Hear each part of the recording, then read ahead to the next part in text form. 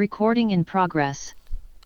नमः सर्वेभ्यः कक्ष्यायां स्वागतं प्रार्थनया प्रारम्भं कुर्मः गुरुर्ब्रह्मा गुरुर्विष्णुः गुरुर्देवो महेश्वरः गुरुः साक्षात् परं ब्रह्म तस्मै श्रीगुरवे नमः सरस्वती नमस्तुभ्यं वरदे कामरूपिणि विद्यारम्भं करिष्यामि सिद्धिर्भवतु मे सदा. So before we start today, let's just quickly go over all the things that we have learned so far. So we started with the very fundamental aspects of the sounds that is used by Samskritam. Of course, they find representation as letters on the written script, but originally we must remember they are actually sounds or syllables of Samskritam. So it's organized as swaras and vyanjanas, and within vyanjanas we have a division further as vargiya and avargiya vyanjanas. And in the swara set, in addition to the regular swaras, there is anuswara and visarga variants. Then we studied about Gunitaksharani, where how the vyanjanas combine with swara to make a simple Gunitakshara, a multiplied syllable. Okay, vyanjanas typically combine with swaras at the end. Okay, and then we found that there is something further called compounding or samyuktakshara, where multiple vyanjanas combine with a swara and a visarga or anuswara in addition potentially to combine to form one giant syllable. Okay, is still one syllable. Okay, and then we saw how these fundamental elements which we call aksharani, they are organized according to their properties in a different manner in Maheshwara Sutras, okay, other than the normal patha that we have. This is how we learn the normal patha. As we know, we look at the swaras in a certain, from basic akara up to the and aha, we study that. Okay, and again we have classification of at basic Laukika Samskrita at harasva dirgha etc. Some of them don't have harasva, only dirghas. Okay, and we also notice that there is a Vedic likara, okay, which is not having a dirgha version. Okay, and then the vargiya vyanjanas, we call them as varga, kavarga, chavarga, tavarga, tavarga, pavarga. 5 vargas, 5 letters, and the columns are also having congruous properties. That means across the rows there is a columnar property overlap, alpa maha, and then nasika. And then further the first 2 columns actually are karkasha vyanjanas, or what we call as gutturals, and the next 2 are labials, are basically which are ghosha shabdas, okay, soft vyanjanas. Of course, the nasikas are also considered soft. So the row wise classification is according to the sthana, like kantya, talavya, murdhanya, dantya, oshtya. Identify the sthanas of the respective varga letters. And we have the avargiya vyanjanas. They also have their properties, not as if they are bereft of properties, but they are not classified along with the 5 by 5 structure. They are separate. There is actually kind of 2 groups there. Yara, lava form the antastha group, and saha form the ushmana, or the heaty groups. Okay, and yara, lava are considered as, to some extent, reversal of swaras. So they are closely coupled with some of the swaras. Okay, so that's how we go. Next, basically we did see the tables of Vedic variations where there is accenting called udatta, swarita, anudatta, where we have slightly higher tone, lower tone, and a normal tone deployed, you can say. It's bit more than that, it's bit more scientific than that. Based on what follows what, there are modulation variations that occur, which is not the realm of Laukika Samskrita, but it's important to know that there are. And in addition to these swara variations, which is what this udatta, swarita, anudatta swara variations we call it, there is also an anunasika and ananunasika variations. That means without the nasal tone twang, that simple a versus a, which is anunasika variant of the same a. Okay, so that's also we have seen. And then we have seen, of course, those with only dirghas, and pluta, which is a further extra temporal value, which is again used in Vedic hymns. Okay, for a, I, o, au, there are only dirgha and pluta, no hrasva variants, unlike in Kannada or other southern languages where there is a hrasva variant. I doesn't have, but A and O in Kannada has the hrasva variant. absent in Samskritam. Okay, then we just had a quick look at how the Devanagari font, which is the most popular dominant font, or what we can call script, used for representing Samskritam, how the compounding and gunitaksharas and all are done with swaras. The swaras actually appear with specific markers along with the consonants rather than in their original form. So it's important to learn those marker forms. Then we saw how the Samyuktaksharas stack up for some popular Samyuktaksharas. It's a very big list, so we just took a sample, and we learnt about two specific Samyuktaksharas. This J, Ny, A, Jnya, Jnya. You can call it Jnya also sometimes. This one has its own symbol, compound symbol, and so also K, Sh, E or K, Sh, A, whatever it is. K, Sh have Ksh or Ksha. This one, okay, and here it is Kshi. Okay, so this important two additional symbols that we learn, and also of course we have to learn how the others look in compounded form. There are peculiarities with respect to each particular letter. When you find round bottom letters, the first top letter will be the first pronounced and the bottom ones will be next pronounced, and so on and so forth. Sometimes we have left to right order, like sakara, kakara, rukara. This is the varna as swara accent, skr. Okay, like this. We learned that. Then we actually saw the Maheshwara Sutras, where Panini organizes them, or Vyakarnakaras organize them differently rather than take the normal order. So there is a 14 formulas stacking the various swaras and vyanjanas in a peculiar way to organize the swaras in one place, a subset of swaras in another formula, like that, and progressively go towards all the vyanjanas also. Okay, so Panini uses this sutras to take subsets, like Hash means all the soft letters, Khar means all the harsh letters, like this, and Jash means all the third column letters, like this. Okay, so we saw how the various sthanas and prayatnas play the role in this table. It's a very important table. Okay, this is the Shiksha Shastra's marma. Then we went actually into next level, basically progressing from the syllabus into the words aspect.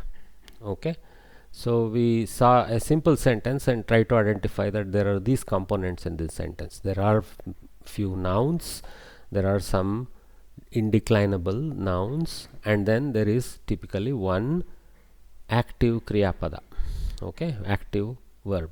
Okay, there are actually subordinated verbal forms which are nouns, but there will be only one verb in a sentence. Okay, everything centers around that, and we saw a little bit of that, and how we use notation to identify the tags of these. For example, we say Pratama Vibhakti, Ekavachana, Pullinga, Karta. This is the Karta with respect to the Kriya, and so that's like that we go. Okay, and we use 0 for Avyaya because they don't have any Vibhakti as such. So next we learned that Sanskrit is constructed around some 2000 plus dhatus. Okay, dhatus being the core elements. So just like for example an operating system like Linux is based on a very basic input output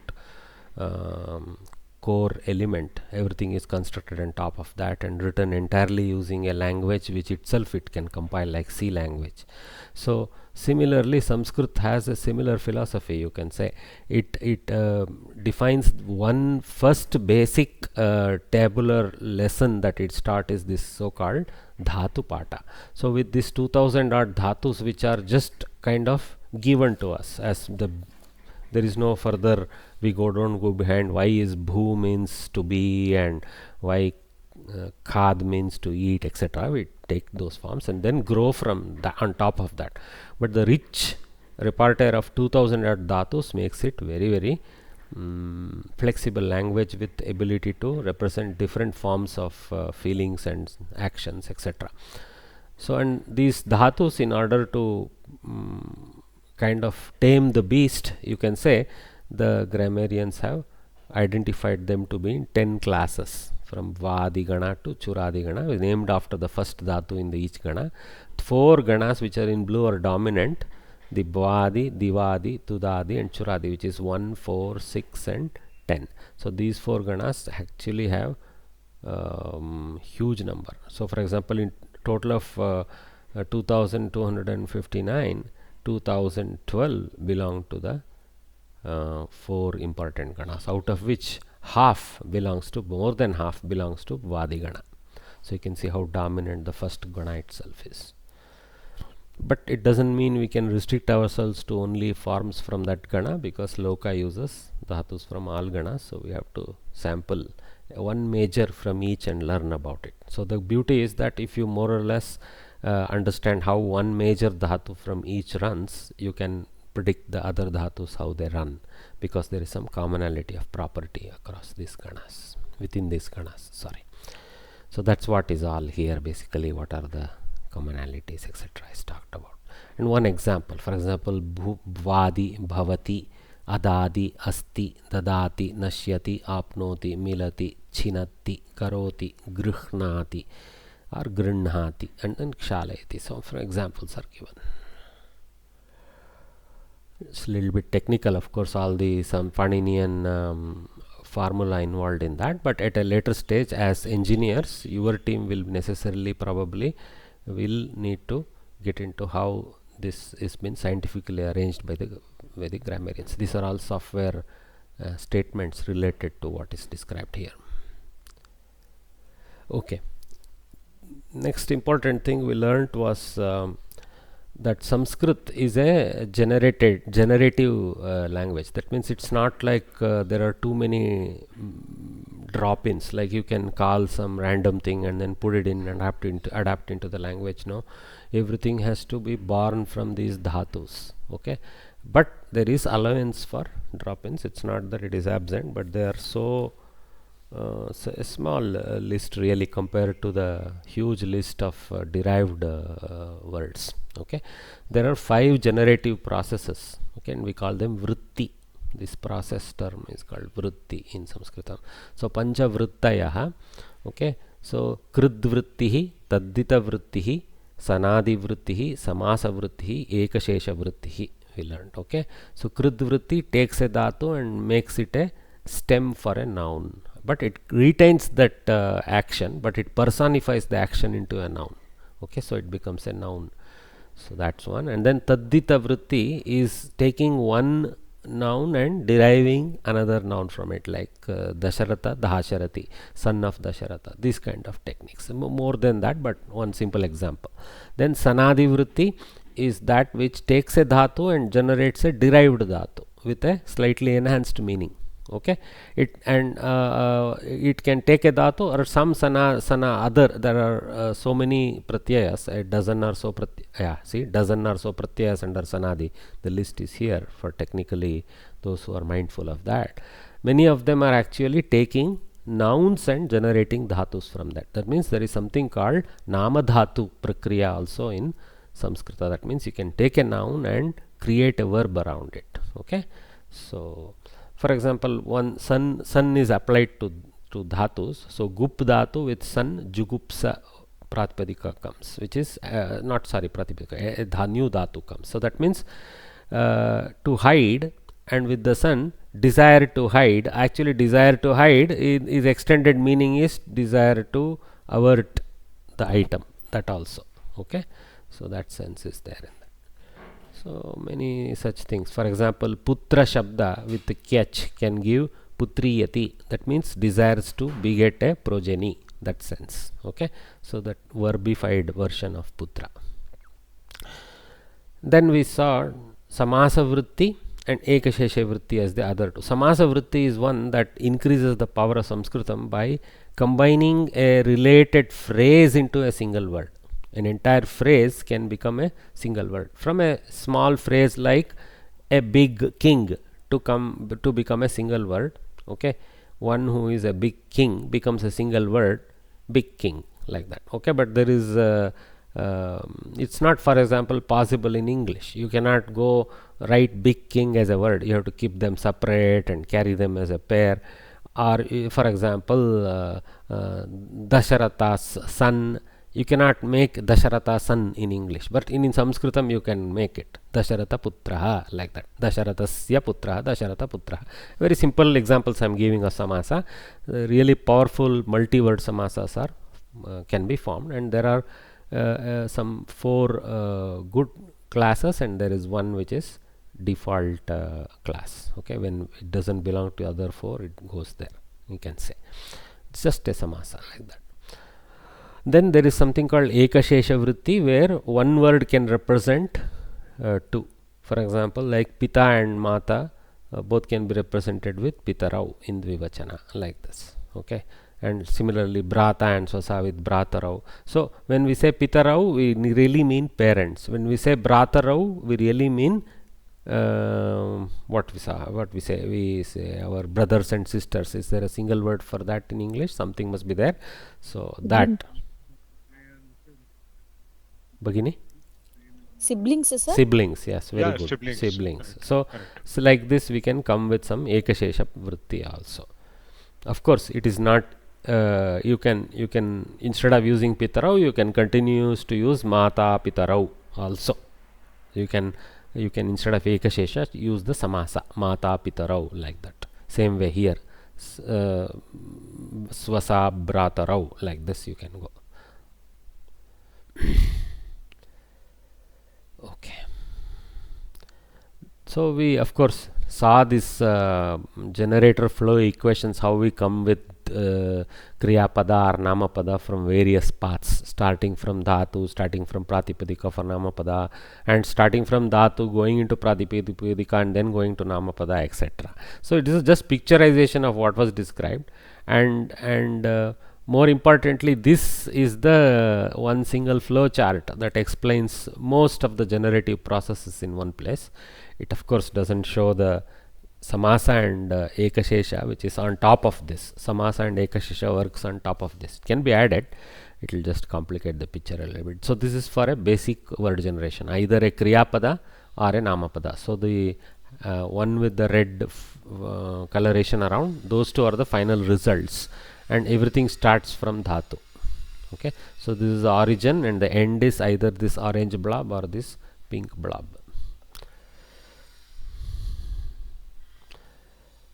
Next, what we saw was how we have the verb as the central element. Okay, and the nouns sit around the verb.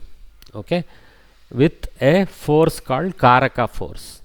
A karaka force, I mean a doer force, you can say. So Rama is the karta of patana.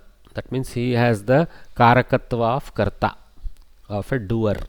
Okay, Patha in this sentence takes the position of a karmatva.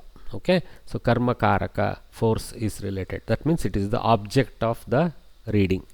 So the one who reads is Rama, the object of reading is Pata, and then Karana Karaka, the force of instrumentality. So okay, that, so Chakshu is the instrument for the Patana Kriya. So Chakshusha Patati. So each, what is happening is the Shabda has a Pratyaya in the end, which varies according to the Vibhakti and Vachana and all that. So that's what is happening here.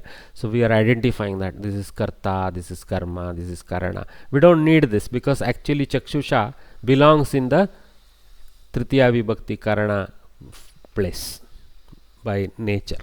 Okay, and Grihe is a locative force. So it's Adhikarana Karakatva. So Saptami Vibhakti is used. So Griham becomes Grihe. So Grihe Patati, at the home somebody reads, like that. So its force is locative doership. Okay, and then Jnanaya, the purpose doership, Sampradana. Okay, the receiver. So the purpose, for the sake of knowledge. Okay, so that is the Karaka force. And then this is the source case. Okay, Apadana is source case. Pustakat Patati, from the book he reads, like the source of the action, you can say, in some form of source of the action. Okay. Okay. Next we saw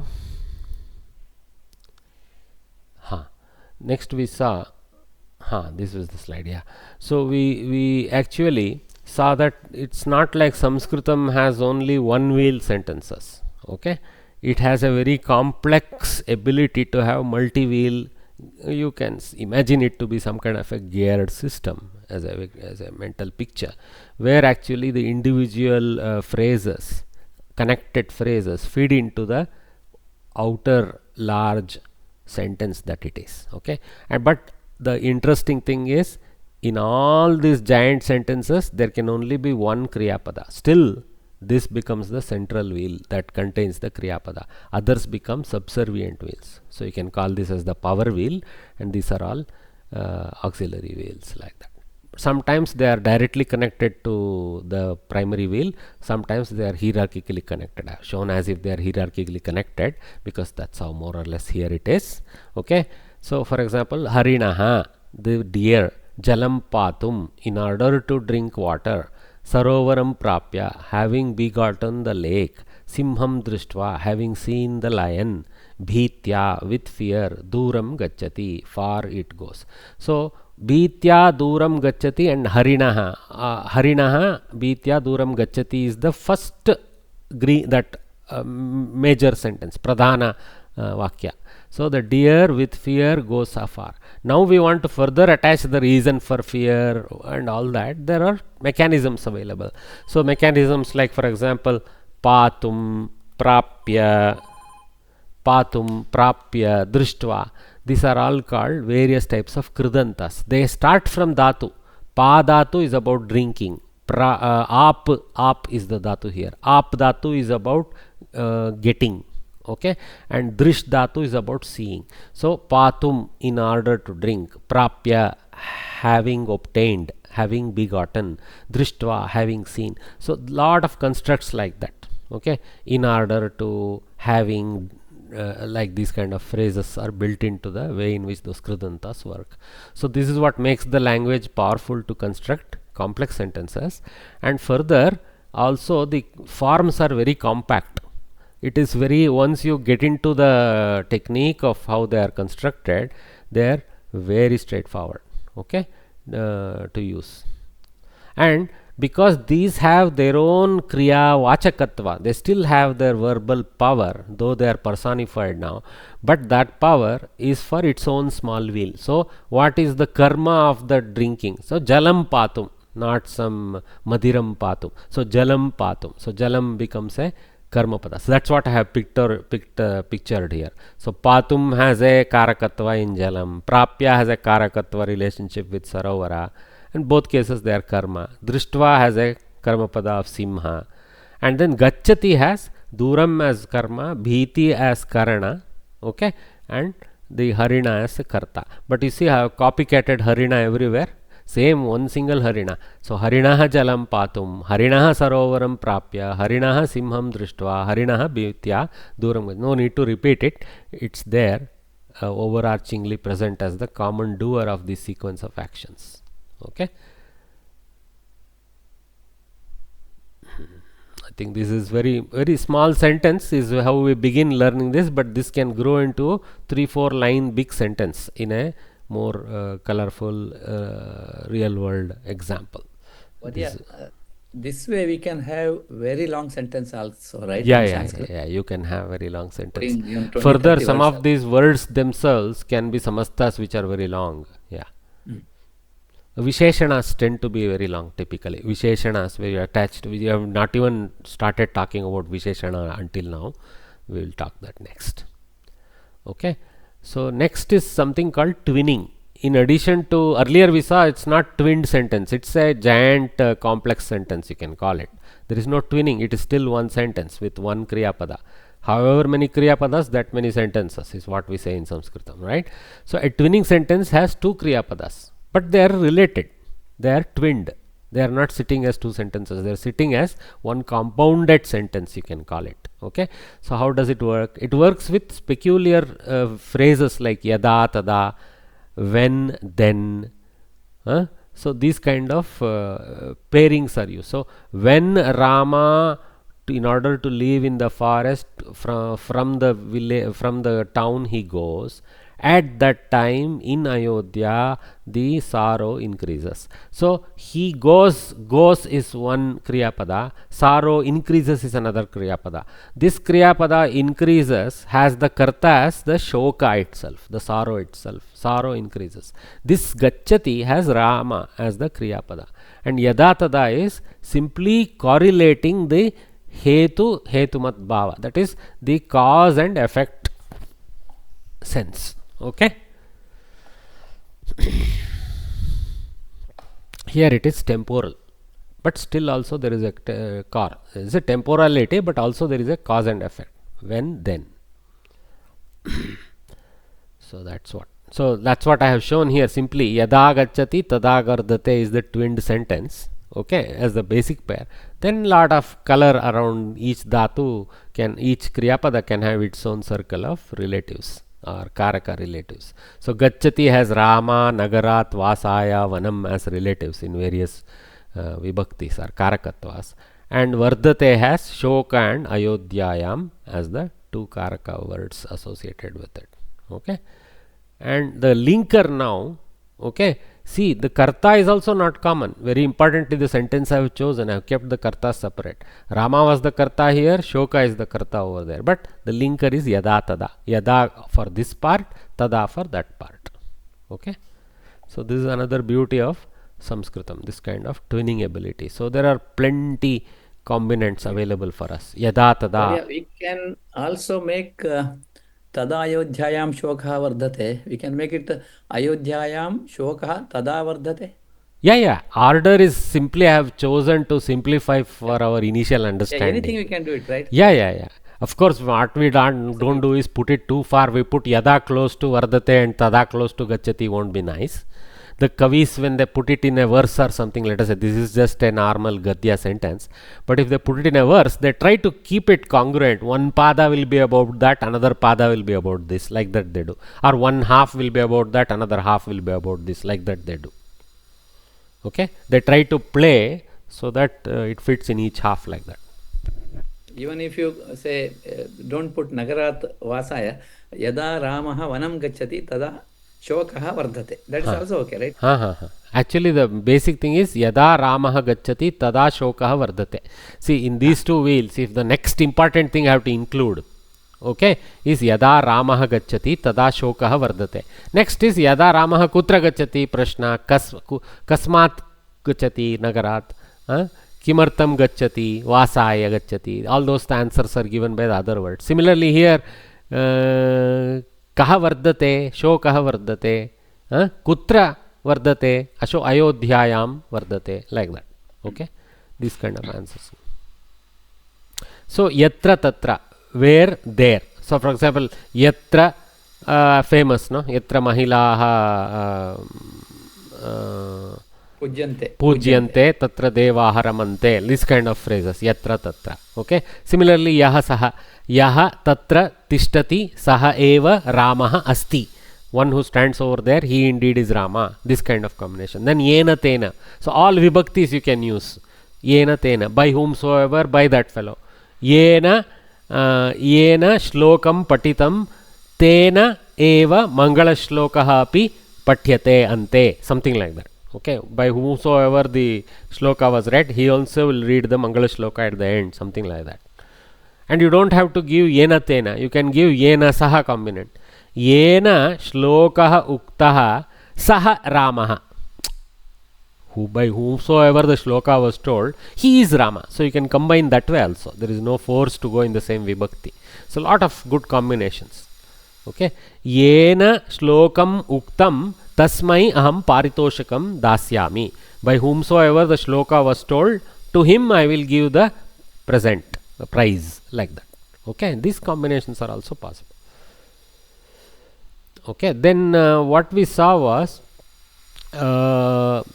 inferencing in a twinning sentence, especially when there is some kind of karta, karma, etc. are common, you can say.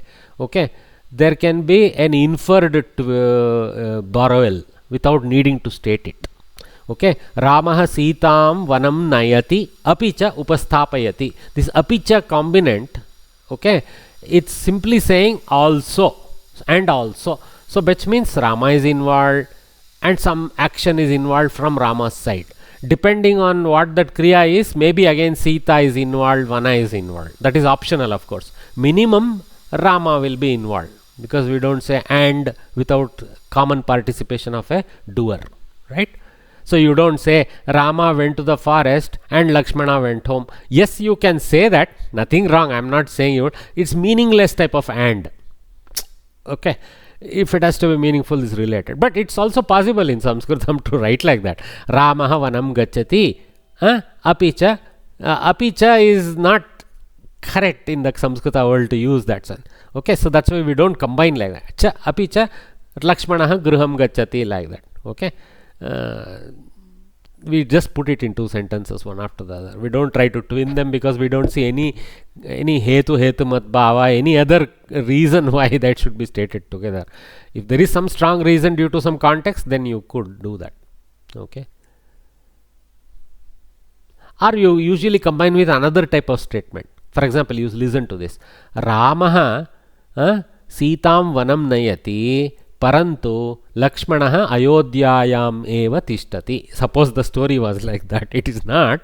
But so Rama takes Sita to the forest, but so that is a good linker. But because now you are saying something else happened with somebody else, Lakshmana stayed in Ayodhya, like that. Okay, that's so other types of combinants are possible there, which makes sense. Oh, so what happened here? Ramah Sitam Vanam Nayati Apicha Upasthapayati. Just establishes, he was told. What establishes? Oh, Ramah Sitam Vane Upasthapayati. So Saha Tam Tatra Upasthapayati is the implicit meaning, and that's what I have showed here. Okay, of course the color diagram is less useful, you got it. Okay, and then we saw few other examples of twinnings with Yataha. Okay, because type of connection. Ramaha vanam gacchati yataha Kaikeyi tata karayitum ichchati. Rama goes to the forest because Kaikeyi desires to get it done, like that. Okay, and then yataha Kaikeyi bharataya rajyam ichchati ataha Ramaha vanam gacchati. Slightly restatement of that with a different purpose. Because Kaikeyi desires the kingdom for Bharata, therefore Rama goes to the forest. So you, of course in English you can eliminate therefore, but I have just elaborated, highlighted in Butler's sense of that. Okay, then yatha tata yatha Kaikeyaha ichha bhavati tatha eva Ramah karoti. Pretty much the same bhava what is stated above, stated differently. Just as Kaikeyi desires, exactly so does Rama do, like that. Okay, then yatra tatra yatra mahilaha pujyante tatra devaha ramante, we saw that. Yaha grame dhanikah asti saha eva grama sabham chalayati. So yaha saha combination example. One who is rich, he will only run the meeting. Is a kind of practical statement. Okay, yam balikam sarve shrotum icchanti tam pracharyah patam patitum ahvayati. So the very girl, okay, who is desired to be heard by everyone, the teacher brings that girl only for reading the lesson, something like that. Okay, yena samyak gatum shakyate tena eva devastuti ganam giyate. By whomsoever it is feasible to sing well, by that person indeed is the prayer song sung, like that. Yavat kartum shaknomi tavat karyam karomi. As much as I would be able to do, that much I will do. See, the I is not there anywhere, but it there in karomi, in shaknomi and karomi itself. Aham is implicit. That's why I can bring it. That's why I put it in grey here in English. So that's how this power of Sanskrit Kriyapada in indicating Purusha shortens the sentences by a lot, because the aham bhava is there in shaknomi. Tvam bhava will be there in shaknosi. Shaknoti has the saha, sa, sambhava. Unknown person's involvement, third person's involvement. It further has ekavachanatva, all those things. Okay, so those were all examples. Then we saw the Shashti case. Now till now we saw the Karaka Vibhaktis, which are Pratama to Panchami and then again Saptami.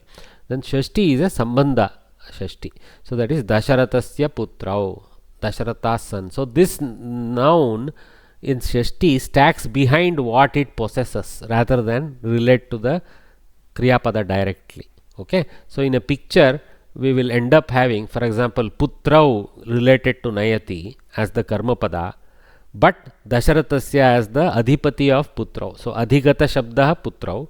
Putrau iti Dvitiyayam Dvivachane cha Nayati ityasya Karmapadam. Evameva Aranyam iti Nayati ityasya Karmapadam. Gauna Karma. Tatra Pradhana Karma, Tatra Gauna Karma. Tatakayaha Aranyam. So she is the possessor of the forest. So she goes behind that.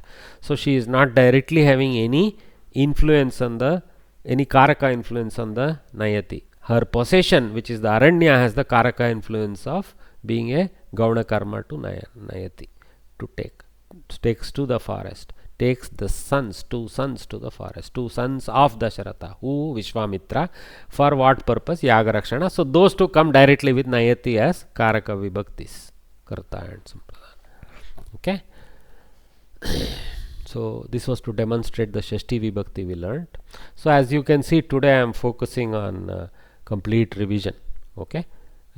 Because I mean the feedback is that it's been difficult. So let me just walk over everything in a quick manner.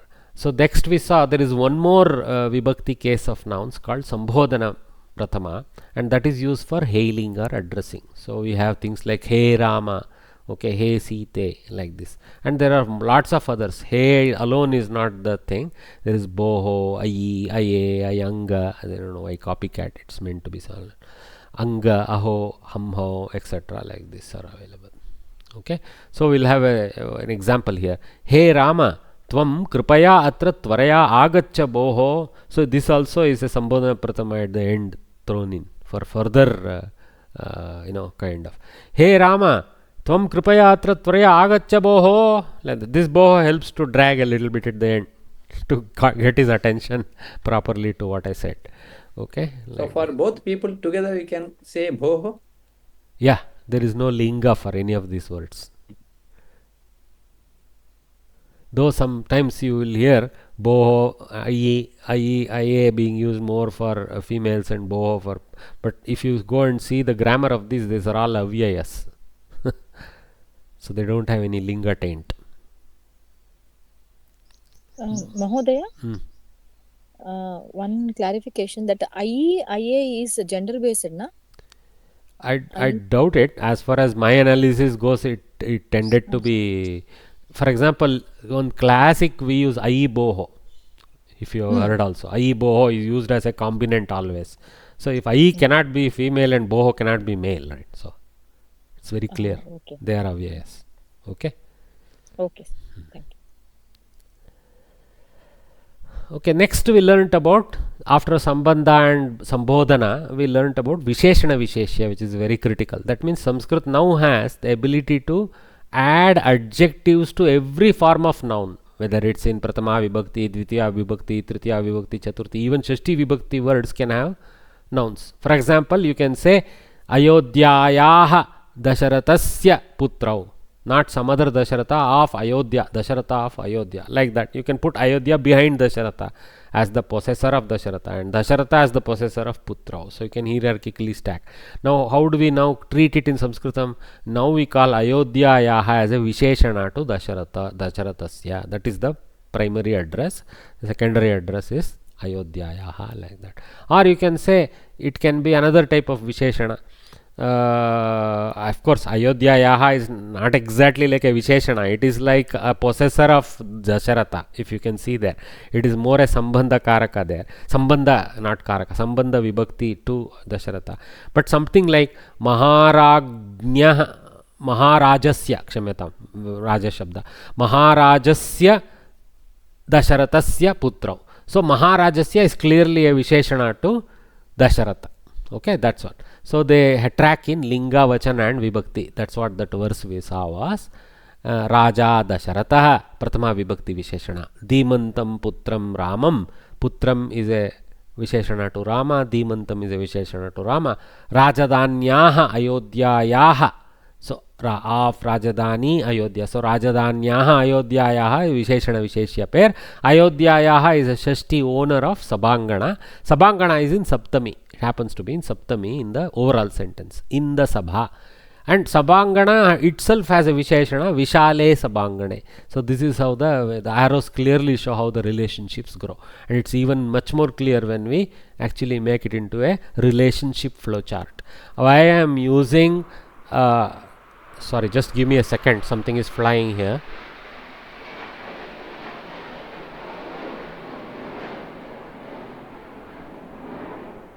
Okay, I think I can hear myself now. So this one I am specifically taking pains to add in the lessons for CDAC. It's not needed for normal learning because you are in the business of analytically looking at sentences in a language model, etc. So it's important to highlight these relationships that are obvious to us when we read it linearly using vibhaktis. Okay, so I made it into a flow chart. So Amilat has Dasharatha, Rama and Sabangana as the primary karaka words. Dasharatha Ramam Sabangane Amilat. Finish. Okay. Kidrishaha Dasharatha Raja Dasharatha. Kidrisham Ramam Putram Ramam. Punaha Kidrisham Ramam Dimantam Ramam. See, they are both directly linked to Rama. It's not Dimantam Putram Ram. Dimantam Ramam Putram Ramam. They have their own roles in the Visheshanatva. Okay. And then Ayodhya has its own property of which Ayodhya? Rajadanya hai. Like for example, there can be several Marathallis. Which Marathalli? Like that. So Ayodhya, Rajadanya Ayodhya. Capital cities Ayodhyas Sabangana. Like that. Okay, so this is a possessor of Sabangana. And then Vishale is going with Sabangane. In the broad, in the Sabangana. So Saptami. Okay, this is the critical Vibhakti tracking, Vachana tracking, Linga tracking is extremely wonderful aspect of Samskritam, which allows a lot of flexibility to the Kavis to not confuse the sentence in any way. The tags are built into the sentence. So when there is a Visheshana's Vibhakti tag strongly affiliates with the Visheshya. Okay. Of course, we have to use our intelligence to find out what is Visheshana, what is Visheshya. Sometimes it is not so easy. Most times it is easy. Here it is definitely not. Sabangana is not the Visheshana of Vishala. Vishala is the Visheshana of Sabangana. It's that's where intelligence has to step in. AI can do it. Okay. Uddeshya Videya Bhavaha. One more visa. Not just Visheshana Visheshya Bhava. So we can actually have, for example, Aho Yeshaha Vrikshaha Unnataha Asti. This tree, tall it is. So in order to accent the tall, it is being dragged later. And this is what we call Vidheyaka Bhava. So the target is Vriksha. And the attribute we want to impose on the tree is the tallness, Vidheyaka Bhava. Okay. So Uddeshyam Padam, Videyam Padam. Okay. Vrikshaha Unnataha iti. So normally in another sentence, Unnataha Vrikshaha Tatra Asti. That's simple Visheshana. But when we want to call somebody and say, hey, look at that tall tree, tall is being accented, right? Look at the tree, it's tall. That's generally how we go. So the same sense. Hey, Pashya, Vrikshaha Unnataha Asti. Like that. Okay. So we take it later in the normal sentence order, but it doesn't. In this case, we can't make out. If it was Yeshaha Unnataha Vrikshaha Asti is bland way of stating it. The Vidheyaka has to be dragged later to make it colorful, along with the tonal kakus and all that we use. But look at this. Okay. You can use that in a Visheshana Vishesha like this. Unnataha Vrikshaha Yatra Asti Tatra Mama Griham Vartate. We are not accenting, look at it, it is tall. We are saying that tall tree next to it is where my house is. Like basically we are using the attribute to identify one tree out of many. Here we are appreciating one tree's tallness. Okay. But most importantly, you can also use it across the lingas. For example, Ramaha Mama Mitram Asti. Rama, which is a Pullinga Pada, is assigned Vidheyaka Bhava of Mitratva using Mitram, which is an Apumsaka Pada. We don't make it Pullinga. It's not a Visheshana here at all. Here you can argue, here it's a Visheshana, here it's a Vidheyaka Visheshana also. If you can call that Vidheyaka Visheshana, here it is a pure Vidheyaka. Okay. So Visheshana also we can neutralize, right? Vrikshaha unnata na asti. you can Nasti. negate it, not neutralize. You can Negate, negate it. Yes, nasti. Yes, that is kriya has been negated. Mahajanaha or Samanya Janaha. Maha means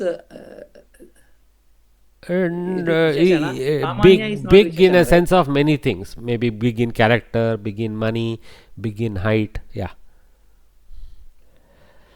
Okay. So Ramaha mama mitram asti. So we are assigning mitram shabda to Rama as a uddeshya videya pair. Okay. Linga behedah syadapi. Okay. So there is vidheyaka bhava in that unnataha, though it is in the same linga. Here it is there in mitram, which is another linga. So that's what is the important thing to know about. So we have to identify there is a uddeshya videya which are like visheshana visheshya. There are uddeshya videya which are not like visheshana visheshya, which are actually cannot be visheshana visheshya because they actually violate the formula of visheshanatva. It's only vidheyatva. Okay, this was a bit difficult, but I think you have repeated it so many times, you guys have got it. Next, what we learned was slightly different. So we saw that vibhaktis, different vibhaktis like Ramaha, Ramam, Ramena, okay, Ramasya, Rame, all these vibhakti variations occur due to the karaka force of the noun with the kriya pada. But there are other forces that generate those vibhaktis, and this we call those as upapada vibhakti. That is non-karaka force to place a particular noun in a particular case. Okay, so we learnt many upapada. I don't want to waste too much time. So upapada dvitiya, upapada tritiya, like this I have shown a lot of examples. This is critical to listen to that segment again to understand what's happening in all these places. So there are some places the karaka force exists, but there is a upapada force which is forcing a certain vibhakti. Okay, that's what I have highlighted with this pink arrows. What is the upapada and what is the influenced party? Okay, all right. Then kriya visheshanatva is the next thing we learned. We learned that in addition to nouns having visheshanas, even kriyas can have visheshana. Properly coax. Okay, at once it flies. Okay, like a pandit he learns. Okay, with speed he runs. Okay, like these kind of adjectives we learned. Okay, then what we learned was another very important aspect of language. We now at this point we have learned the basic sentence. So we are now seeing, can there be sentences of different nature itself other than the simple kriya pada namapada pairs we have seen twinning, we have seen complex sentences, etc. But is there something beyond all that? Yes, there is something called active and passive voice. Okay, variation exists in the quality of the sentence. Okay, and we have actually identified 3 of them. Okay, that's called impersonal voice also. So active, passive and impersonal voices in English, and kartari, karmani and bhave prayogaha in Samskritam. Okay, so that means the kriya is embedded in the karta, is following the karta, tracking the karta. The kriya is embedded in the karma, that means it's tracking the karma object. And in bhave the kriya tracks itself. It doesn't have a karma to track, so it tracks itself. I mean, basically it's in that sense, it's for its own purpose, like that, bhave. Okay, so we saw examples. So Ramaha gacchati, active voice, Rama goes, and lot of other components can be there in the sentence. Okay, Ramaha Lakshmanena Sahagramam gacchati, all those are not playing any great contributory role to define the voice here. The voice is between the karta and the kriya. Ramaha gacchati, Rama goes. Sita pathati, active voice sentences. Okay, and necessarily need not be, like I told, there need not be a kriya pada. It can be a kriya vachaka. Ramaha gatavan, Rama the person who went. Basically it means Rama went in simple terms. Rama went, past tense, past participle krudanta, same gam dhatu, but it is personified into Rama. So Ramaha gatavan. If it is Sita, Sita gatavati, strilinga topology is taken. Okay, or you, instead of doing that as a krudanta, I can do it as a tinganta also, as a lakara version, which is lang lakara kartari. So agachat, Ramaha agachat. Here it won't vary for Sita. Sita agachat. The beauty of kriya pada is it doesn't have linga taint, Whereas a Kridanta, if you use the Kriyavachakatva in Kridanta, you still need to track the Karta here because it's a Kartru Kridanta. Okay. Then passive voice, the same thing. How do we say? Ramena gamyate. Of course, I am keeping Rama. Here it is Lakshmana. Here actually it's Ramena. Ramena gamyate. By Rama it is gone. Okay. It is added in English because by Rama is gone is a kind of hanging sentence in English. But in Samskrita it's very compact. Ramaha gacchati Ramena gamyate. Ramanu hoguttane, Ramaninda hogulpaduttade. Like that. Ramaninda hogulpaduttade. Rama जाता है, राम से गमन क्रिया होता है. I don't know how to say कर्मणि in Hindi, so I am making it a complex phrase. Okay. Okay, the passive voice. And then what was impersonal voice is when the kriya pada doesn't have a karma. For example, jumps, sleeps. There is no sleeps to the village, jumps to the. I mean, they are all akarmaka, we call them. They don't have karma. So janaha tishtanti. Active voice is people stand. So janaihi sthiyate. By the people it is stood. See, in English we use it is as a placeholder. What is stood? It is what? What is that it there? Nothing. It is just because the grammar is weak, it needs to substitute with it. But in Samskritam, what we do is, because there is no karma pada, we just take it as Pratama Purusha Ekavachana option. We stick to the 1.1 version of the Kriya table. So, Janaihi sthiyate. By the people it is stood up. So, Janagalinda nillal paduttade. Janaru nilluttare. Bahuvachana. In Kannada, see, Janaru nilluttare. Janarinda nillal paduttade. Ekavachana. Even Kannada recognizes bhave. Ekavachana. Nillal paduttave, no. Nillal paduttade. Those who know Kannada here, but Bhatvarya knows, so I am using it. Okay. So, log खड़ा होते हैं, लोगों से खड़ा ना हो जाता होता है. Something like that. I don't know Karmani of Hindi, unfortunately. Okay, so that much is enough.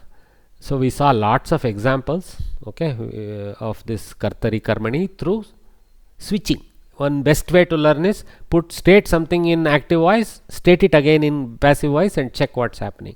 So we learned the rules like how Pratama Vibhakti is the Karta for Kartari, whereas Tritiya is the Vibhakti for Karta in Karmani, how Karma Pada is in Tritiya Vibhakti in Kartari, how it switches to Pratama Vibhakti in Karmani, how Dhatu's Kriya form is in Kartari form and it is in Karmani form. This Karmani / Bhave form we call it, whereas some transformations take place, like the Ati ending goes to Ate ending and so on and so forth.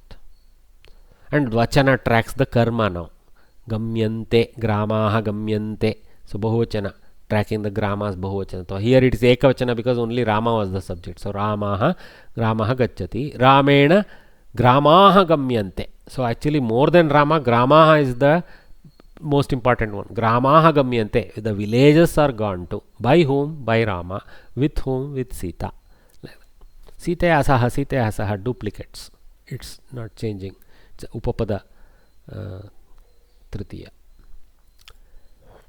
Okay, we saw similarly how Bhave sentences work. Again, I don't want to go into every one of them. So I wanted to use the first hour to go through all this. Okay, this much we have gone in detail in the 6 odd sessions that we have done.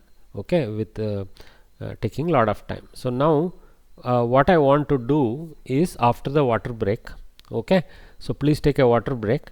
Precisely in 4-5 minutes, let us say just before 11 o'clock, we will gather again and continue the new learning with another example.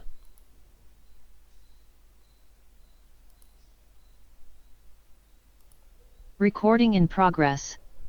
Welcome back.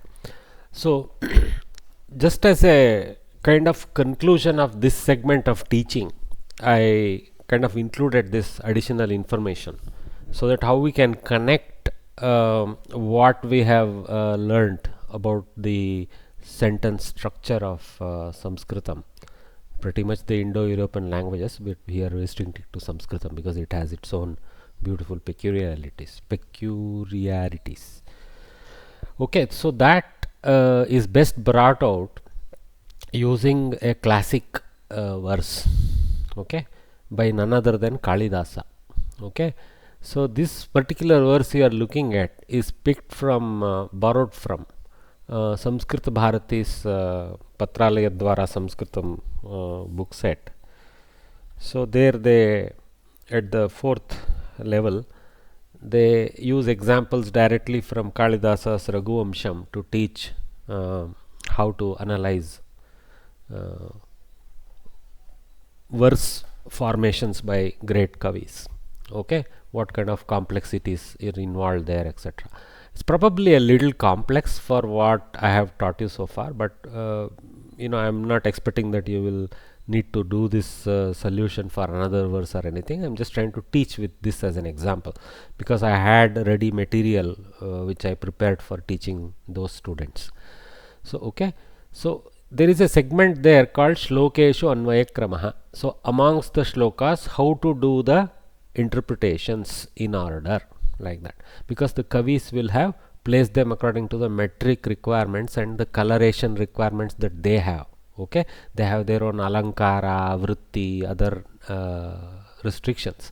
The kavis are working under enormous containment zone when they create their works. Okay, first of all, it has to be, they have to choose a meter that will fit the mood of what they want to say.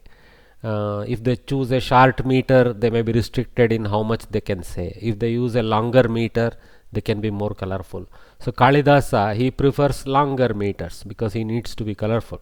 His kavitva is so good that he chooses a big meter. So this is one of those bigger meters with plenty number of letters. Okay, and those meters, while they are big, they are not as flexible as a simple meter like Anushtub meter, which is 32 letter meters.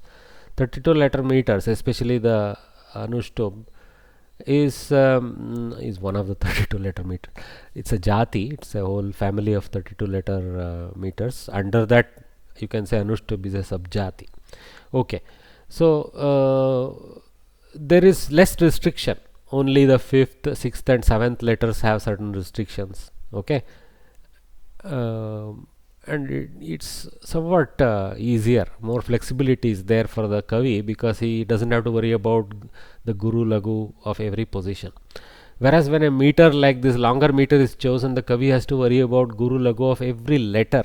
He has to keep in mind. So he is working under enormous constraints. So you can see the brilliance of these people under such severe constraint of availability of what kind of words he can place.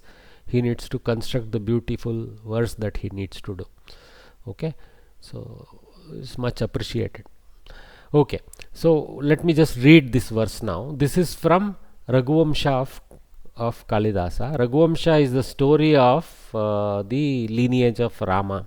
Okay, right down to from the start, from the big kings, from the start point to the termination of that lineage. Okay, it kind of more or less ends after one useless king called Agnivarna or somebody like that towards the end. But this is the imagined, of course, speaking on some reality as available from Puranic references of the whole lineage names, etc., of the kings of the kingdom. But the Kavi is supposed to be Brahma himself, so he doesn't need to go with the previously set thing. He can choose his subset or variation and colorations, etc. So Kalidasa has chosen some of the kings for explanation.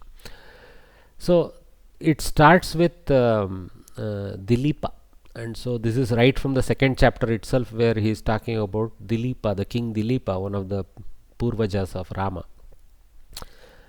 So this Dilipa, he is a great king. He has got a great queen. Of course, other as was the Paddhati for Kshatriya kings, but one Maharani, one big queen.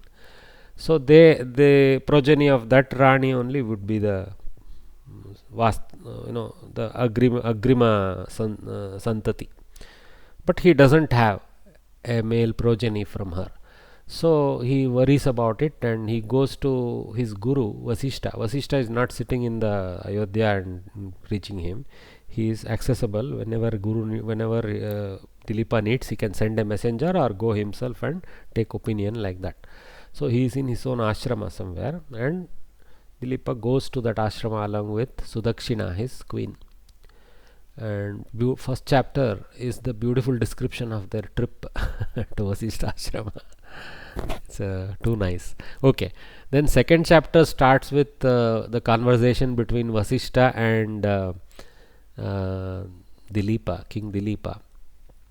And Vasishta finds out the reason for why he is not having a progeny suitable for a king like him, and explains that he had once ignored the holy cow, and so she was angry on him, and the one way to release that anger and thus have the proper progeny is to give puja to Nandini, the daughter of the holy cow, okay, which is his own cow. So he says, take care of Nandini and she will show the way for you. Okay, and so faithfully he does that seva, and as part of that storyline there is the story of a lion called Kumbodara in the forest on the last day of the test. Nandini is actually carrying out the test on Dilipa. So this Simha, who purports himself to be the follower of Shiva and Parvati, who is in charge of protecting a particular Devadaru tree in the forest, attacks Nandini and holds her down in a cave when for a small time Dilipa was distracted. So ashamed that he tries to attack the lion with an arrow, but due to the divine force of the lion, his hand freezes, and then he wonders what's happening, and then the Simha reveals himself. Reveals means he still is in a Simha avatar, on Simha form only.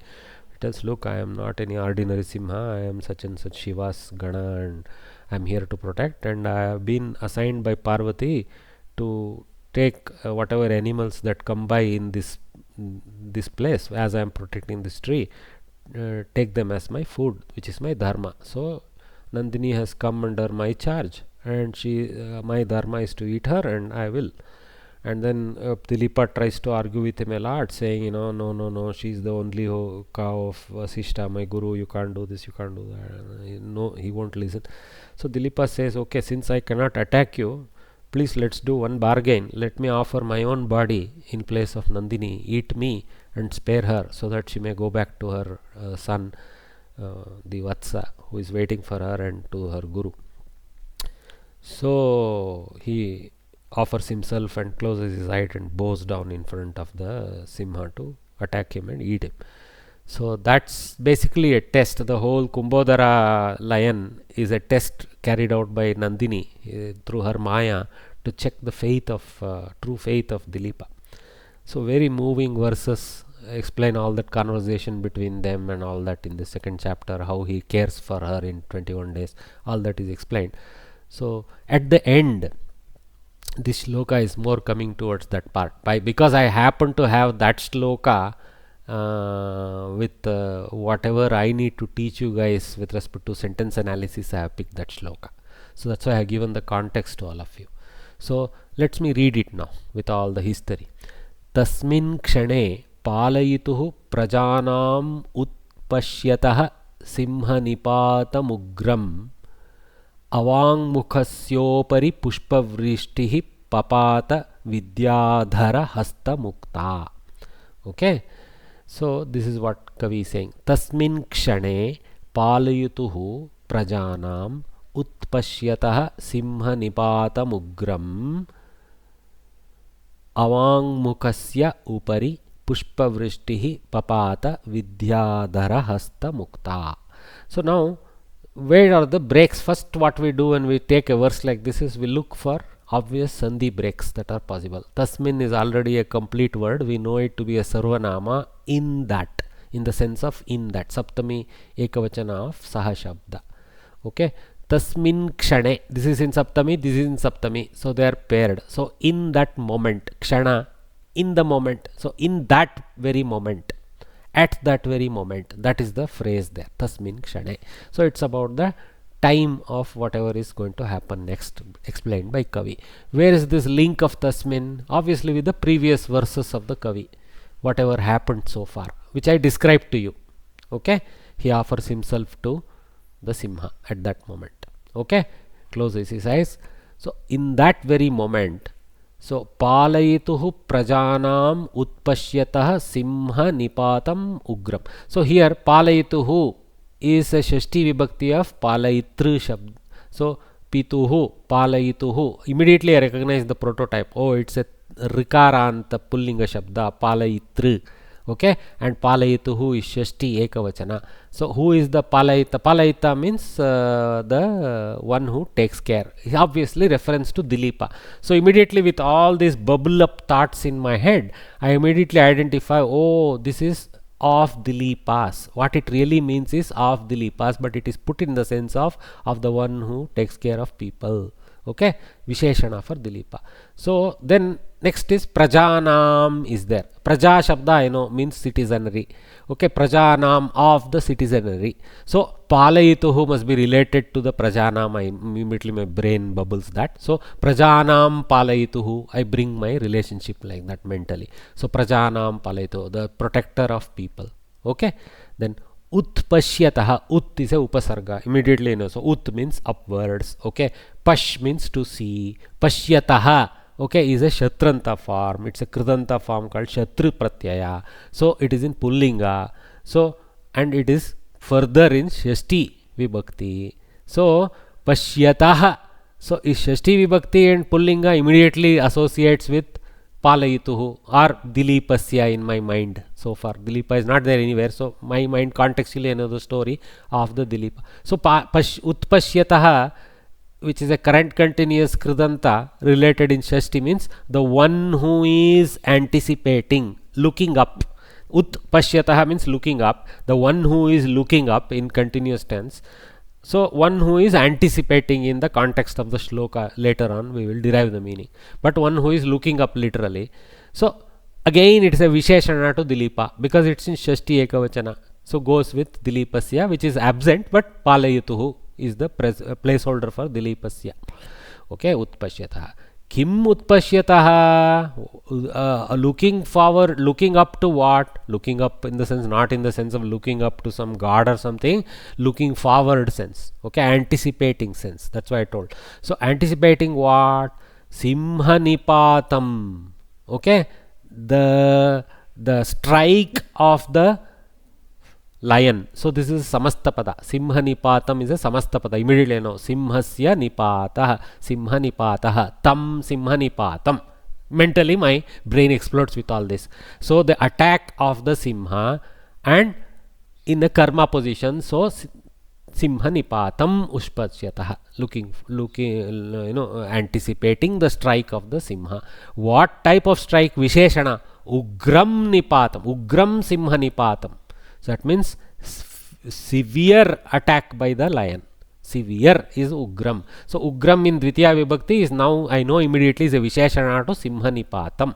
So see, simply I am walking left to right without reading anything below.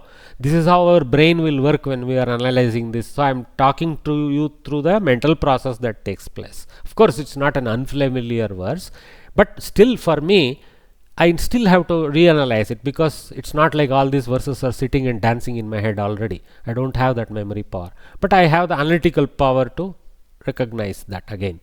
So Simhanipatam Ugram Utpashyataha. So Dilipa, who was awaiting the severe attack of the Simha because he had done his, he has offered himself, right, in the previous verses. So here Avang Mukhasya Upari. So there is a break here. This is called Guna Sandhi. We will see Sandhis later. If we stay through all this patiently, we can get to that. Of course, depending on your needs. I am here not to force anything on you. So Avang Mukhasya. So Mukha means face. Avang means downward. Okay. Avang Mukhasya. So downward face. And Mukhasya is Shashti Vibhakti. Pullinga Ekavachana. So this must be the one whose face is looking down. So this is now relate it again to Dilipa as the one whose face is looking down. That means one who had bowed down in surrender to the Simha. Avangmukasya upari.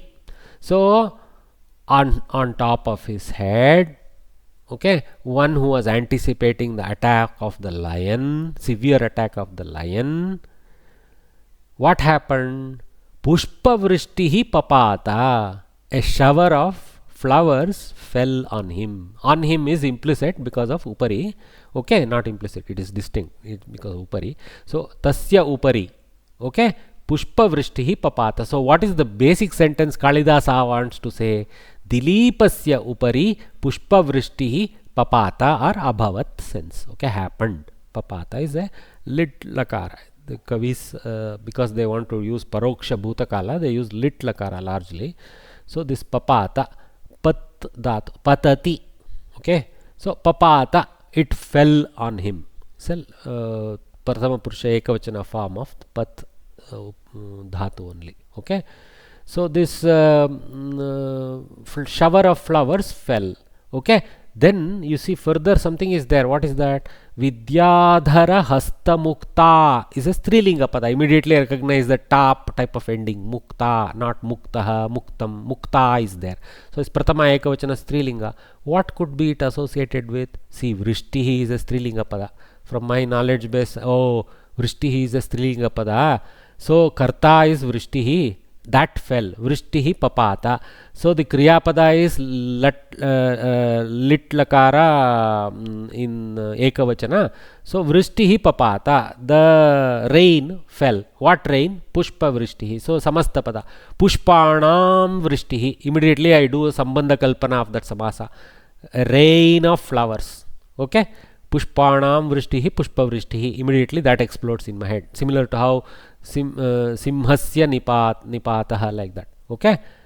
So same. So what? So now this is also strilinga ekavachana. Vrishti is also ekavachana. This must be visheshana to that. Let's analyze what kind of visheshana it is. So vidyadhara. Okay. Hasta mukta.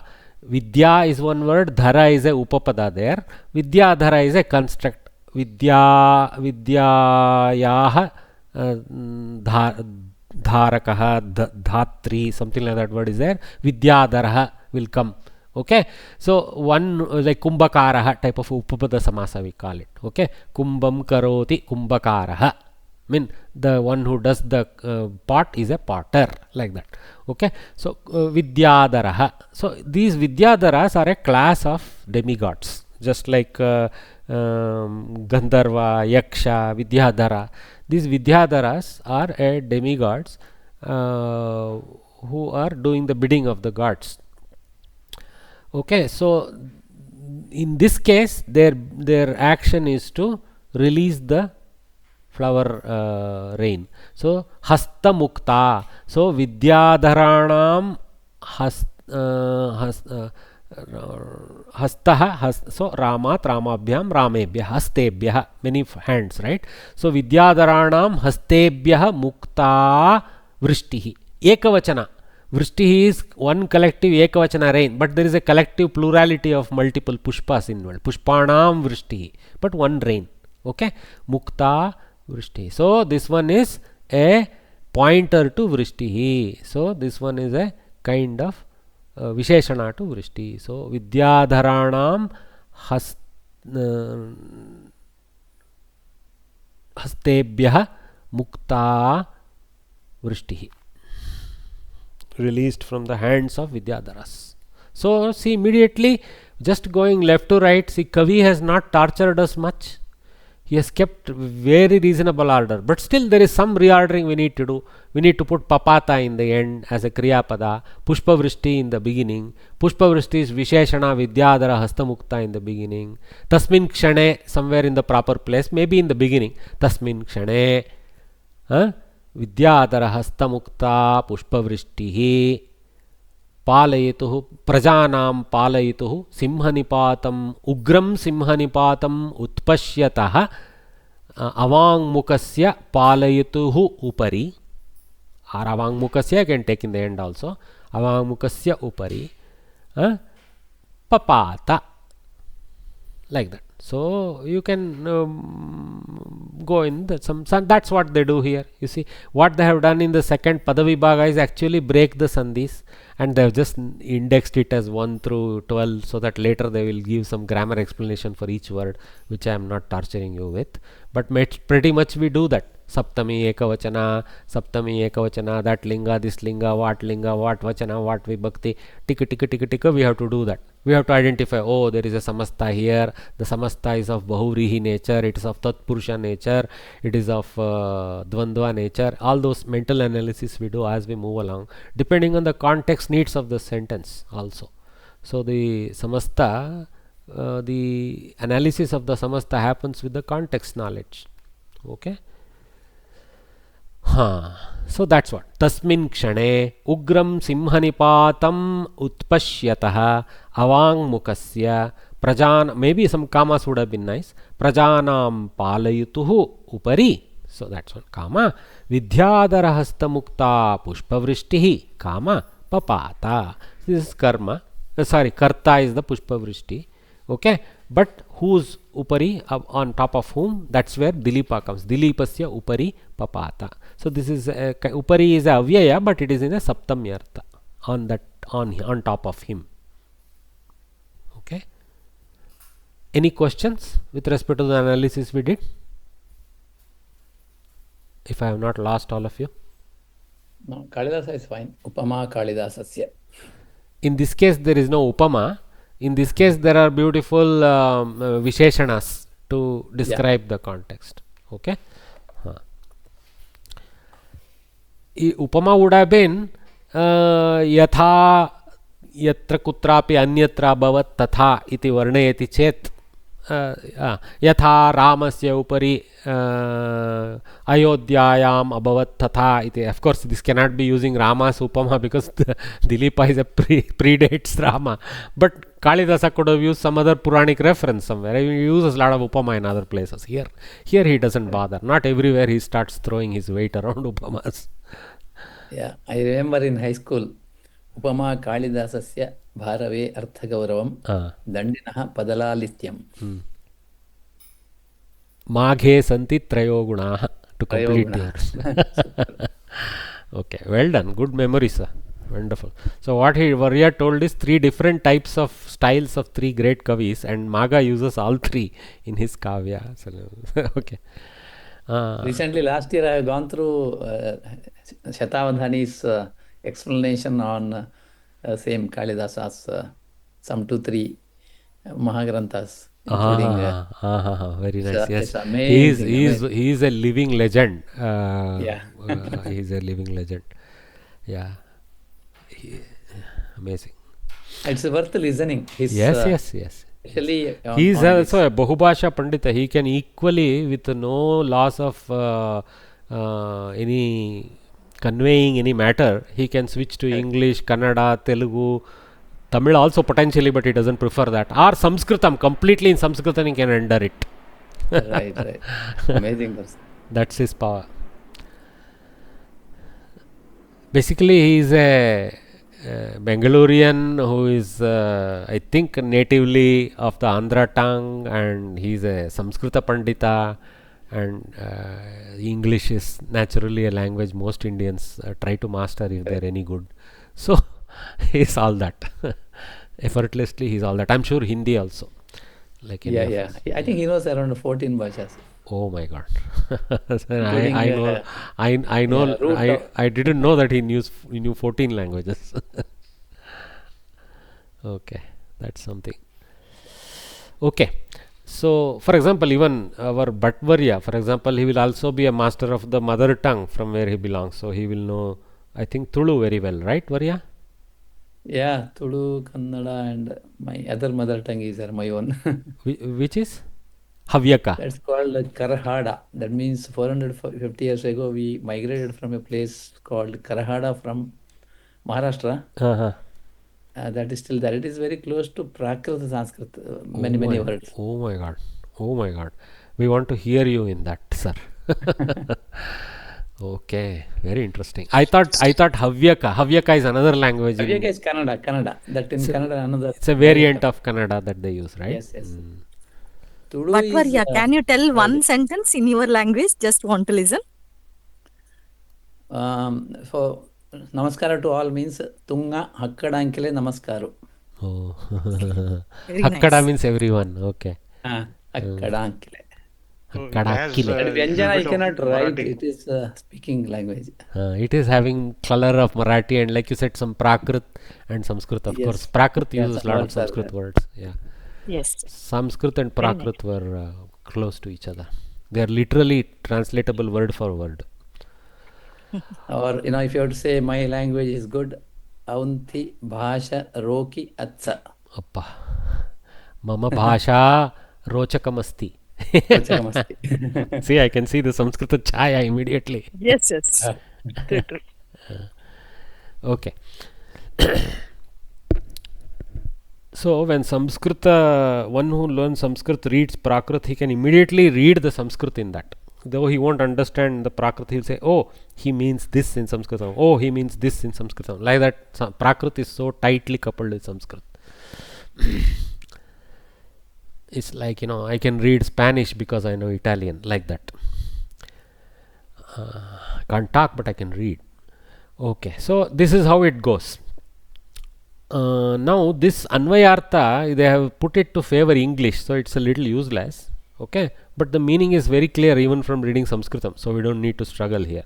Okay, so tasmin kshane wo kshan mein hi ugram simha nipatam बहुत गहरे वाले सिंह का प्रहार उत्पश्यतः जो देख आगे होगा ऐसा देखता था उसका अवांगमुखस्य जो उसके मुख को नीचे किया था उसका प्रजानाम पालयतुः प्रजाओं का पालक का इस विभक्ति ओके ऊपरी ऊपर विद्याधर हस्तमुक्ता विद्याधरों के हस्तों से ही मुक्त किया हुआ पुष्पवृष्टि ही पुष्पों का बारिश पपाता नीचे आ गया पड़ा ऊपर पड़ा like that. So this is how it will go. In any Indian language you can go very literally without struggling. In English the words go all over. In Sanskrit word order is completely disturbed, so I don't like to read that.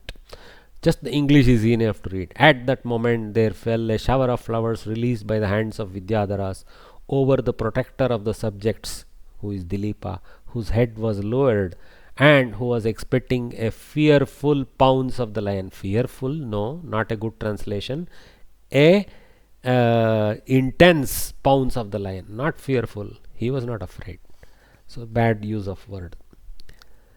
That's why we should translate very cautiously, giving respect to the characters. Ferocious, correct. Ferocious is a better translation, sir. Ferocious pounce of the lion on himself, upon himself.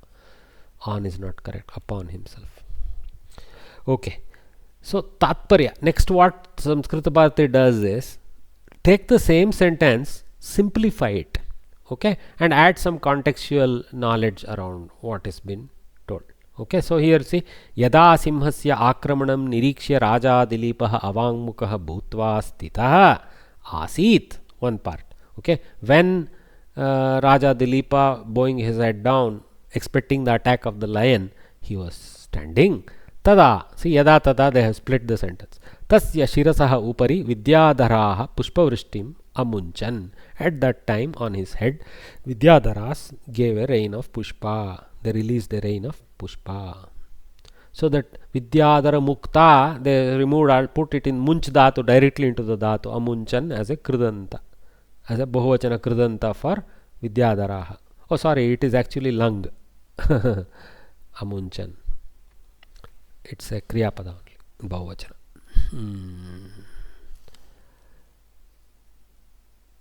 So next what we do with this is, I have a little time, I will take 10 extra minutes because the whole point of this teaching was to come to this portion. What Samskrita Bharati style of putting the picture is this. Actually Samskrita Bharati doesn't like putting those diagrams and all that. They want you to build that diagram in your head, and they will go with this question answer method. This is called Akanksha Paddhatihi. This is a brilliant technique, not Samskrita Bharati's invention. They use it. It's ancient Vyakyakaras have done this way, but Samskrita Bharati highlighted this in a very major way. Okay, this Akanksha Paddhati. So what they do is they like I have explained, know that Kriya Pada is the head of everything. So they start with that. Papata, patitam, some Ktanta variant. So it fell. Kriya Padam. This. Okay. Then Ka Papa. Next they start asking questions to extract answers for that. So Ka Papata, what fell? In Strilinga they ask, because they know the answer is in Strilinga. Pushpa Vrishtihi. When you don't know Kim Papata, answer can be in Strilinga. Pushpa Vrishtihi Papata. No problem. Because the questioner doesn't know the Linga, answer can be in the correct Linga. Because the answer guy who is giving the answer knows the Linga. So Kim Papata, Pushpa Vrishtihi Papata could be possible. But here since we know, we modulate that to Ka. Ka Papata, Pushpa Vrishtihi Papata. Kidrishi Pushpavishti. This is a way to extract the Visheshana of Pushpavishti. Vidyadara Hastamukta Pushpavishti. So that Vidyadara Hastamukta. At this point we don't break the samastas. We keep them as one word. Later we do another analytical expansion to break the samastas. I mean, breaking the samasta means doing the Vigraha Vakya. Vidyadaranam Hastebhya Mukta Pushpavrishtihi. Kutra Papata, Upari Papata. So see, locative question. Where it fell, Upari. Kasya Upari, immediately whose, on top of whom? Palayituhu, the protector's head, or upon him. Kasam Palayituhu, Prajanam. Praja is a Strilinga Shabda, Bahuvachana. So Bahuvachana Strilinga question. Of whose protector? Prajanam Palayituhu. Okay. Praja, collective citizenry, is a collection of female and female, but the word itself is feminine. So that's why it is Strilinga. Then Punaha Kasya Avangmukasya. Okay. So that Kasya Upari needed Kasam Palayituhu, because Palayituhu was the answer, and immediately you have to extract its bubble relationship. Now we go back to Punaha Kasya, means we go back to Kasya, this one. Upari is relation. Punaha Kasya Upari Avangmukasya. Okay, one whose head was bowed down. Punaha Kidrishasya. So this one they have taken Kidrishasya because they want to remove it from direct. So because this has its own karma wheel. Okay, Utpashyataha, one who was anticipating.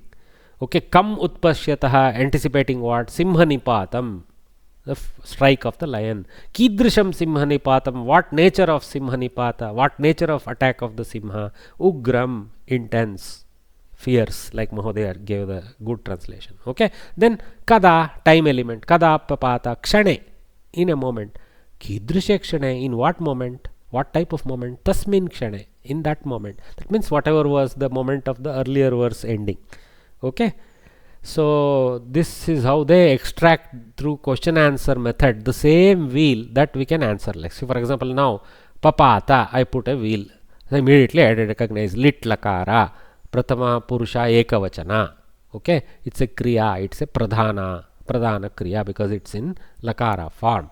So ka papata, pushpa vrishtihi papata. So it's in pratama vibhakti ekavachana, it's a strilinga pada, it's a karta, it's a Visheshyam, because later on Visheshanas will come for it. So the next question is Kidrishi Pushpa Vrishtihi. So build on top of that the Visheshana. Vidyadara Hastamukta Pushpa Vrishtihi. Visheshanam, also in Pratama Vibhakti Ekavachana Strilinga, to go with Pushpa Vrishtihi with the same Vibhakti and Vachana and Linga. So this is Visheshanam, this is Visheshyam. So immediately I identify those tags here. Visheshya tag. Visheshya tag for Pushpa Vrishti came because of presence of Vidyadara Hastamukta Visheshana. Okay, so Kidrishi is the question. Ka is the question for this. Kidrishi is the question for that. Okay, first question is Kriya Kim. What is the Kriya? Okay, don't ask it, we just state it. It's because that's the origin. That's the closest to the Dhatu. Okay, then next question. Kutra Papata. So we ask, oh, okay. So that's the question. Kutra Upari. Ayo, I don't know why Nalasya I have here. I am sorry. This is totally wrong. This is Dilipasya, it should be. That's a typo. I have to go and edit in my other part also. This is a cut paste problem. Okay. So Dilipasya Upari. Dilipasya I have put in placeholder now because I know the context, but later on we will build that. So Upari. Now right now no Visheshya tag yet, but it will come further questions will extract that. So this is a Adhikaranam. So this is a Adhikarana Karaka And upari, though it is in the adhikarana karaka force with respect to papata, it itself is an avyaya. So we call it saptamyarthavyayah. Atra avyayam kshamyetam. Saptamyarthavyayam. Asmin sandarbhe, though it is an avyaya, though it is an indeclinable, it is sitting in the position of a saptami. Adhikarana saptami. Okay, and it is a desha adhikarana. There is two types of adhikaranas possible. Kala adhikarana and desha adhikarana. Locative and temporal saptami. Okay, temporal support. Okay, that kind of thing. So next question, obviously kasya upari, right? So that one. So kasya palayituhu, the one who is protector. Okay, so this now becomes a visheshanam. Okay, and it is a visheshanam to this shashti. Okay, what shashti? Hidden shashti of dilipasya, which is hitting. That's why I put, actually it should read that as dilipasya. So moment upari came in my mind, dilipasya is the one common pointer of who's about. So first answer is in the mind in brackets dilipasya. Next is explicitly what is present. Palayituhu dilipasya upari. So everything, you don't need to bring dilipasya because they're hidden. Palayituhu upari. But actually he is the pointed object. So he is the true visheshya is dilipasya. Okay, so this is visheshanam to dilipasya. Okay, so visheshyam is dilipasya and visheshanam is palayituhu. And this is further now you see here, because this palayituhu has further question of what type of protector of what, protector of what all. It's Strilinga because the answer is Strilinga, but kesham palayituhu could be fine also. Protector of what? Kasya palayituhu also could be fine question. Okay, but here kasam because Strilinga answer prajanam. Okay, so that's the next blob. Okay, so kasam prajanam. So this is the adhikari of the palayituhu. Prajanam palayituhu. So the people are the ruler of the protector. So this is what we say prajarajya. Okay, so the adhikari is prajanam and the adhigata shabda is palayituhu. But I should put it in hrasva to go with napumsaka for adhikari. But anyway, so that's how the shashti of shashti comes up. So see, prajanam, this is a visheshana type of thing. You can also say it's a sambandha, possessor possessed relationship, because palayituhu has the possessed by prajanam palayituhu. Okay, so that's how it stacks one behind further. Next question, punaha kasya. So again we have to go back to dilipasya. So we bring directly again to this. So avangmukasya dilipasya upari, mentally dilipasya and then upari. So avangmukasya comes out, similar to how palayitu came. Avangmukasya. So then avangmukasya also has visheshana utpashyataha avangmukasya. Okay, because his face is down because he is anticipating the strike. So that's how the relationship comes to avangmukasya, not directly to the dilipasya upari. So we extract that punaha kidrishasya utpashyataha here as a visheshanam to this avangmukasya. So this avangmukasya is a visheshanam to dilipasya, but it is a visheshyam to utpashyataha shatranta shashti. Okay, so shatranta is a current continuous tense, one who is looking forward to, anticipating, that sense. Okay, so upakriya, because this is a shatranta now, it is a upakriya, it can have its own karma, girma, etc. So that's what comes next. Kam utpashyataha, looking forward to what?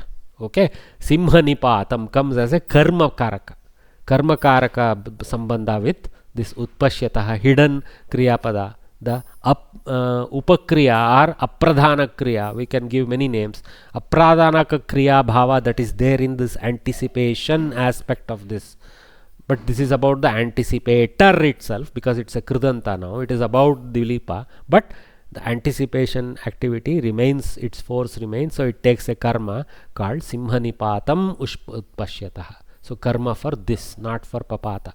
Simhanipatam ushpatya. So this is how we stack. So now this itself, because there is a question kidrisham simhanipatam, it takes the visheshya tag and takes the ugram as the visheshana.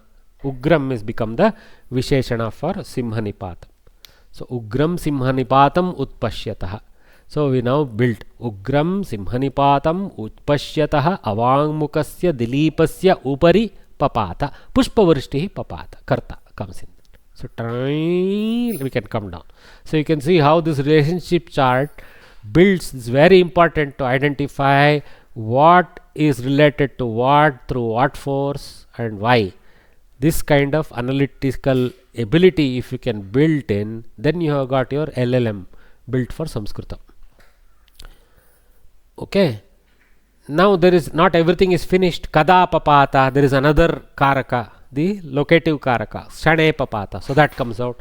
So this is a adhikarana karakatva, saptami ekavachana, kala. Here it is kala instead of desha. Okay. Vishesh, it is a visheshya because another question, kidrishe kshane, in at what time. So tasmin kshane, at that time. That it's a visheshana to kshane. So that's also a saptami visheshana. So visheshanam etad visheshya bhavah tat tasmin utpadyat. Shane ityatra visheshyatvam tasmin iti shabdena utpaditam bhavati.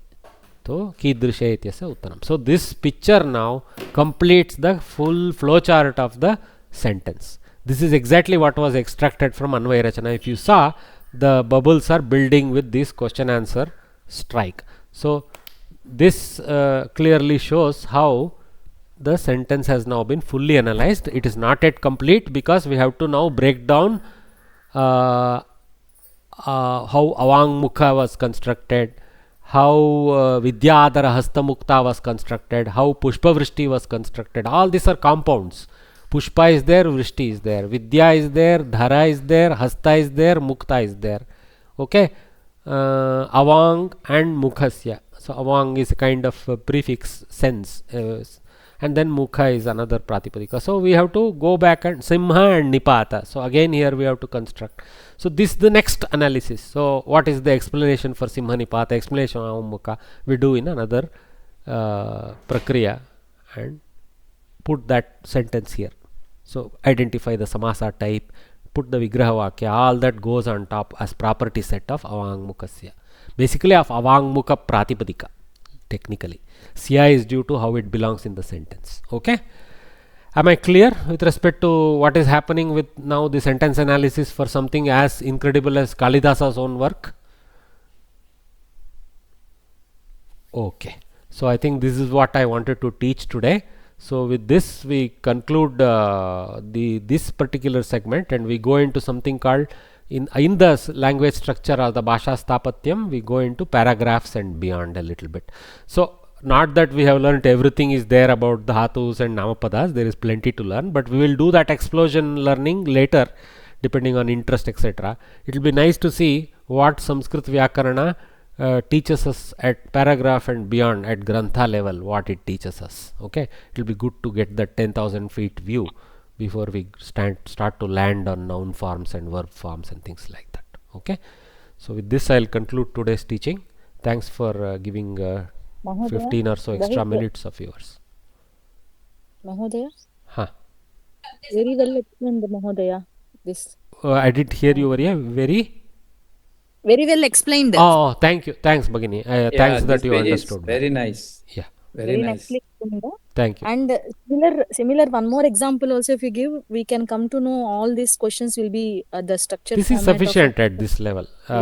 Another example I can explain without pictures because I have material, but I don't have these bubble charts ready. Yeah. So you are investing so much of effort for this. Yeah. Thank you. Thanks for receiving it well. And Sinchana Bhatvarye katam asit sarvam samyag asti va bhavatyaha manasi yatha avagatam tathaiva varnitam kila maya. Sinchana Varye Sinchana Varya नास्ति प्रायः सङ्गणकस्य समीपे नास्ति, चिन्ता नास्ति. अस्तु तर्हि आचार्य मया कक्षा श्रुता सर्वं सम्यगेव उच्यमानमस्ति आचार्य, यथा सर्वेभ्यः अवगम्येत तथैव उच्यमानमस्ति. अस्तु वर्ये, धन्यवादः. किमपि नूतनम् अस्ति वा अत्र पाठनकथनविषये? यथा वयं संस्कृतवाङ्मये चरामः तत्र एवं न कुर्वन् अस्मि. यदर्थम् इत्युक्ते अत्र न तु संस्कृतपण्डिताः सन्ति, किञ्चिदेव मयापि पाठितपूर्वाः एते, स्वयमपि किञ्चित् पठितवन्तः, परन्तु संस्कृतवाङ्मये तेषां वर्धनं नाभवत् इति एतत् सर्वम् एवं टेक्निकल् तान्त्रिकरीत्या वर्णयन् अस्मि अत्र। आम्, इत्युक्तौ अयं क्रमः ममापि नूतनः विद्यते। इत्युक्तौ मया तु अन्यथा इत्युक्तौ शास्त्रपरम्परायाम् अधीतम् इति कृत्वा एषः क्रमः ममापि नूतनः विद्यते, किन्तु यथा एतेभ्यः अवगम्यते तथैव पाठ्यमानमस्ति आचार्य, ममापि तथैव भाति। अस्तु वर्ये, धन्यवादः। अस्तु, नमः सर्वेभ्यः, मिलामः, विल् मीट्। धन्यवादाः। धन्यवादः। Record